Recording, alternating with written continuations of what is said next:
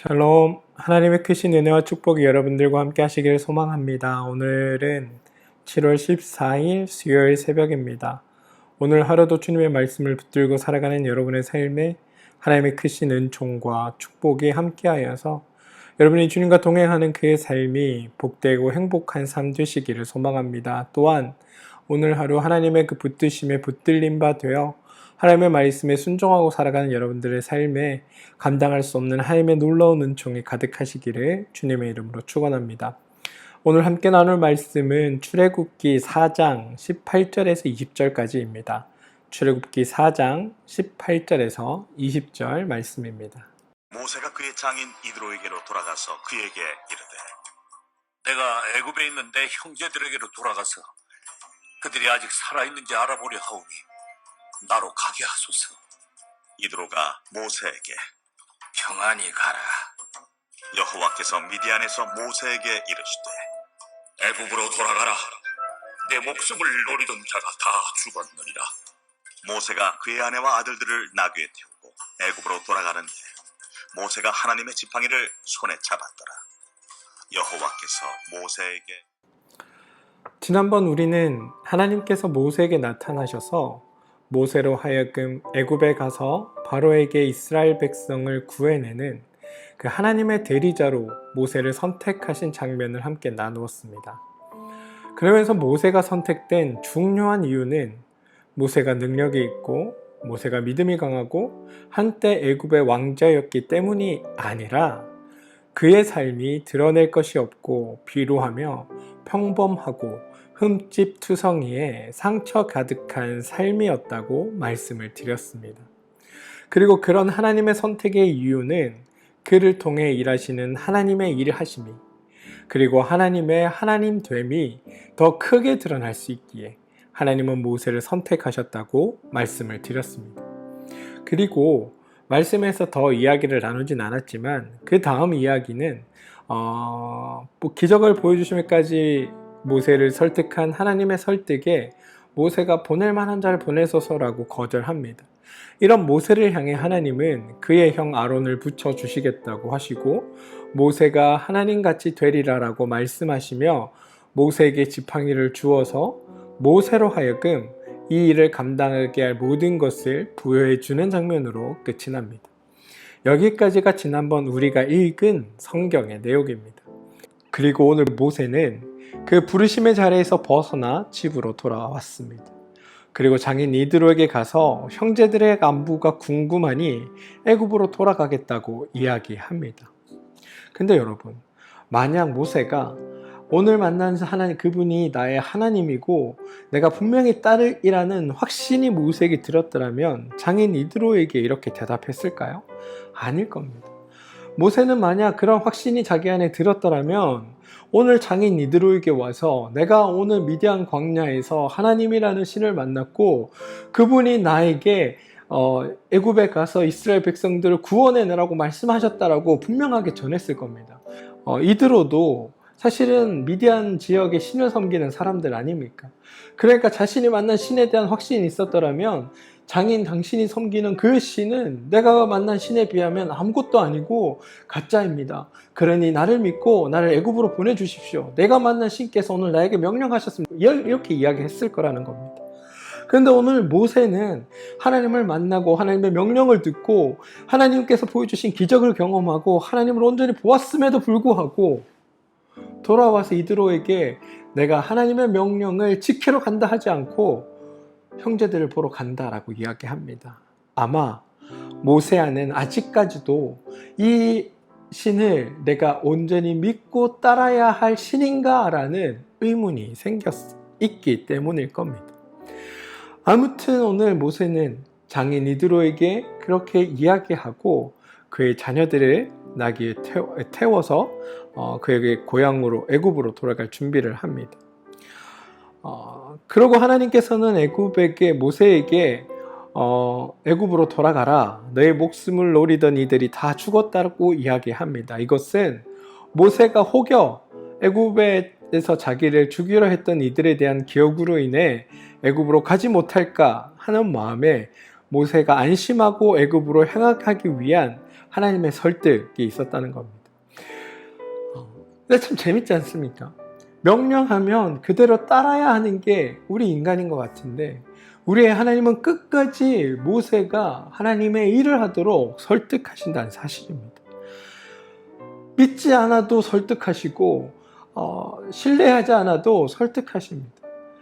계속해서 모세를 설득하셔서 하나님의 일을 하게 하시는 분이라는 겁니다. 저는 이 이야기를 보며 우리의 하나님께서는 자기가 한번 선택한 이들에 대한 것을 결코 포기하지 않는 분은 아닐까라는 생각을 해봅니다. 하나님의 손에 의해 선택된 우리 역시 마찬가지 아닐까요? 비록 우리가 지금은 하나님을 온전히 믿고 온전히 붙들고 온전히 살아가지만, 혹 우리 삶에 하나님을 놓치게 되거나 하나님과의 관계가 멀어지게 되거나 하나님이 나와 멀리 있는 것처럼 느껴지는 그런 상황이 우리 삶에 닥친다 할지라도, 하나님은 끊임없이 나를 찾아오셔서 그분은 나의 하나님임을 나로 통해 확인시켜 주시는 분이라는 것. 모세를 설득하는 그것으로, 그 설득했던 그것처럼 우리를 내가 너의 하나님이라고 끊임없이 말씀하시며 설득하고 계신 것은 아닐까라는 생각을 해보게 됩니다. 오늘 이 설득이 먹혔는지 모세는 가족을 데리고 애굽을 향해 떠나려고 합니다. 그리고 그런 모세가 떠나면서 오늘 말씀 마지막 절인 20절에 보면 모세는 하나님의 지팡이를 손에 잡았다라고 성경은 고백합니다. 오늘 제목이 하나님의 지팡이인데요. 하나님의 지팡이라고 이야기하니까 왠지 무언가 특별한 것들로 만들어진 것처럼 느껴지지 않습니까? 다시 말해 벼락 맞은 대추나무라던가 천년 묵은 소나무라던가 아니면 성경의대로 얘기하면 천년 묵은 백향목 이런 것들로 만들어진 특별한 지팡이라고 우리는 생각할 수 있지만, 사실 이 지팡이는 모세가 그냥 양칠 때 들고 다니던 평범한 지팡이입니다. 성경은 지팡이를 강조하기 위해 하나님의 지팡이라는 이름을 붙인 것이 아닙니다. 지팡이는 그냥 막대기입니다. 지팡이가 등장하는 이유는 하나님을 부각시키기 위한 겁니다. 4장 1절에 보면 모세는 자기가 말하면 사람들이 믿지 않을 거라고 이야기합니다. 자기가 이 일을 하면, 자기 말을 이 일을 하려면 내가 말을 잘 하거나 다른 사람들에게 보일 어떤 특별한 힘이 있어야 되는데, 나는 그런 것 없는, 지금 보잘것없는 양치기에 불과하다고 하나님께 이야기하며 거절하였습니다. 그런데 그런 모세의 거절에 하나님은 모세를 특별하게 만드는 일을 하지 않으십니다. 모세를 쓰고자 한다면 모세를 특별하게 만들면 될 건데, 하나님은 그런 방법을 선택하지 않았다는 겁니다. 모세의 말을 믿도록 해주기 위해서 누가 봐도 모세가 달라졌다라는 표식을 만들어주지 않았습니다. 또한 하나님은 모세에게 어떤 비법도 주지 않았습니다. 모세는 하나님임을 드러내기 위한 어떤 기술도 알지 못하고 어떤 주문도 듣지 못했으며, 자기 스스로 행동하는 거에 대해서 보이는 어떠한 기술이나 마법적인 상투어 이런 것조차도 전수받지 않았습니다. 예전에 그 궁예라는 인물이 나오는 드라마가 있었던 걸로 기억합니다. 이 궁예라는 인물이 드라마에서 어떤 도수를 부릴 때면 온만이 반배 이런 것을 외우면서 도수를 부렸습니다. 해리포터라는 영화가 있는데요. 여기에서도 어떤 마법을 쓰기 위해서는 그 마법을 위한 주문이 필요합니다. 모세도 어쩌면 하나님의 기적을 일으키기 위해 하나님께서 주시는 특별한 언어, 특별한 기적의 말들이 있었어야 하는 것 아닐까라는 생각이 들지만, 하나님은 모세에게 그런 것 하나 전수해 주지 않습니다. 모세는 사실 그런 것과 연관된 어떤 것도 하나님께 듣지 못합니다. 다시 말해, 모세는 자기 스스로 이적을 행할 수 있는 어떤 존재가 된 게 아니라는 겁니다. 또한 비법을 전수받은 것도 아니라는 겁니다. 더불어 하나님이 어떤 특수한 무기를 주신 것도 아닙니다. 생긴 것도 희한하고 소리도 희한하고 무언가 신비감이 드러나게 생긴 것을 모세에게 준 것이 아닙니다. 나무 막대기 속에 마법을 걸어놓지도 않았고 비밀스러운 무기를 숨겨놓지도 않았습니다. 모세의 지팡이는 그냥 양치는 지팡이입니다. 그 지팡이를 하나님이 뱀으로 변화시켰다가 지팡이로 다시 변화시키면서 바로의 권위와 능력이 하나님 앞에서는 하찮은 것에 불과하다는 것을 증명해 주셨습니다. 그런데 40년간 미디안 광야에서 양을 치고 치던 모세가 들고 다니던 이 평범한 지팡이가 하나님께서 거기에 능력과 위엄을 부여하시니 하나님의 지팡이가 된 것입니다. 여러분, 아무리 보잘것없고 볼품없고 흠집투성이의 지팡이도 하나님께서 쓰시겠다 하시면 하나님의 지팡이가 되어 쓰임을 받습니다. 그리고 이건 비단 지팡이에게만 해당하는 일은 아닙니다. 사실 하나님께서 모세에게 하는 이야기입니다. 모세야, 내가 지극히 평범할지라도, 내가 인생이 실패한 것처럼 보여 살고 있을지라도, 내게 자랑할 게 일만큼도 없다 할지라도 내가 너를 쓰겠다고 하면 넌 하나님의 모세가 되고 하나님이 나의 도구가 되는 것이다. 이렇게 모세에게 하나님은 말씀하고 계신 겁니다. 그런데 여러분, 우리의 인생도 마찬가지 아닐까요? 하나님께서 쓰시겠다 하시면 비록 우리 인생이 보잘것없는 것처럼 여겨져도, 볼품없는 것처럼 느껴져도, 흠집투성이인 것 같이 보여도 하나님의 그 거대한 꿈을 함께 꾸게 되고 하나님의 위대한 일들의 선한 도구처럼 사용될 수 있습니다. 하나님의 손에 들리기만 한다면 아무리 보잘것없는 것이라 할지라도 하나님의 지팡이가 되어 쓰임받듯 우리의 삶 역시 그렇게 쓰임받듯 사용될 수 있다고 오늘 우리에게 하나님은 말씀하고 계신 것입니다.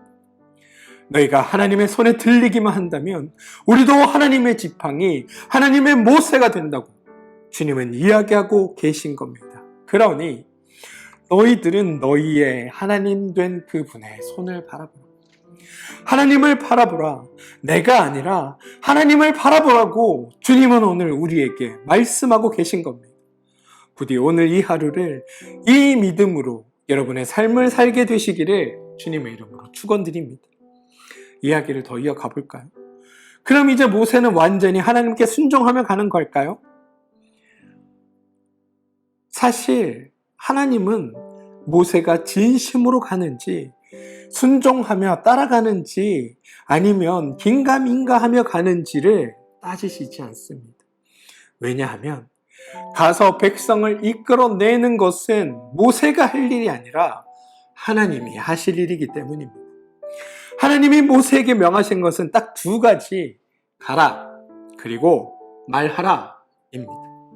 모세가 입이 삐죽 나온 채 투덜투덜 대면서 가는 것도 가는 것이고 가기 싫어서 억지로 가는 것도 가는 것입니다. 하나님이 가라고 하셔서 모세가 가고 있습니다. 그런데 여러분, 이러한 모세의 행동을 하나님은 순종으로 여겨주신다는 사실입니다. 저는 이 사실이 말씀을 듣는 여러분들에게 힘이 되기를 소망합니다. 우리는 늘 하나님의 일을 하면서도 나의 마음이, 나의 생각이, 나의 부족함이 늘 하나님의 일을 행하는 것에 망설이게 되는 중요한 이유가 됩니다. 내가 이런 마음으로 주의 일을 해도 되나? 내가 이런 생각을 갖고 하나님의 일을 해도 되나? 내가 이렇게 하는 게 하나님 마음에 만족한가? 이런 것들이 주님의 일을 하는 데 있어서 방해물처럼 작용할 때들이 있다는 겁니다. 그래서 우리는 늘 고민하고 주님의 일을 하면서도 의심합니다. 그러다 순종하기보다는 순종하지 않음을 택할 때가 많습니다. 심지어 그래 나 아니라도 할 사람 많은데 뭐가 우리의 핑계가 될 때가 많다는 겁니다.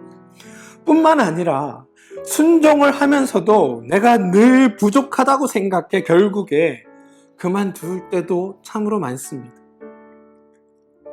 하나님께서 하시라고 하셔서 하시기는 하는데 나는 이거 도저히 감당할 능력이 안 되는데, 그러다가 어떠한 고비를 맞이하면 그래 이건 하나님께서 하라고 한 게 아니라 내 욕심인가 봐라고 내려놓을 때들이 있다는 거죠.